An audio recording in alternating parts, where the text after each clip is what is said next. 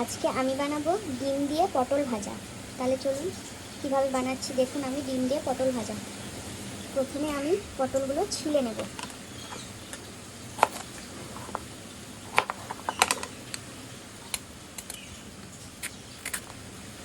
এরকম হালকা হালকাভাবে ছিলবেন, মানে খুব বেশি ছিলে নেওয়ার দরকার নেই। জাস্ট উপরে এই পটলের এই ছালটা উঠে গেলেই হবে। হয়ে গিয়েছে। এবার আমি পটলটাকে দু অর্ধেক করে কাটবো।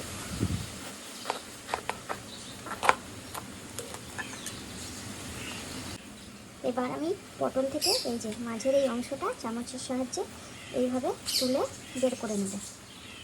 সব পটলগুলোই করে নেব এইভাবে।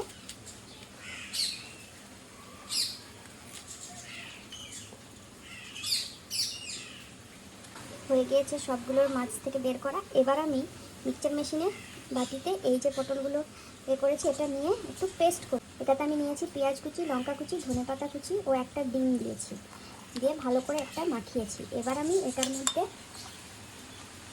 এই যে বাটা পটলটা দিয়ে দেব।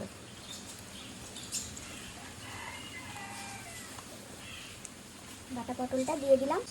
এবার আমি এর মধ্যে একটু বেসন অ্যাড করব। মাখানো হয়ে গেছে, এটাতে আমি 1 চামচ নুন দিয়ে দিচ্ছি। এবার আমি এটা নিয়ে পটলের এই মাঝে ভরে দেবো এমন করে। এইভাবে আমি সব কটা পটলের মাঝে ভরে দেব এই মিশ্রণটা। হচ্ছে, এবার দিয়ে দেবো পটলগুলো।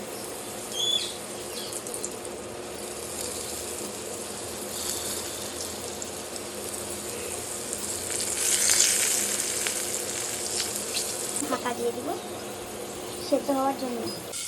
এবার আমি দেখবো, এবার এগুলো উল্টিয়ে দেবো।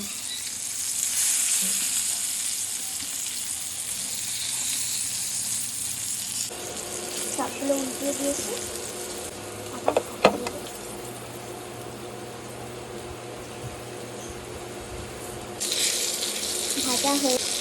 ভাজা হয়ে গিয়েছে। এবার আমি তুলে নেব।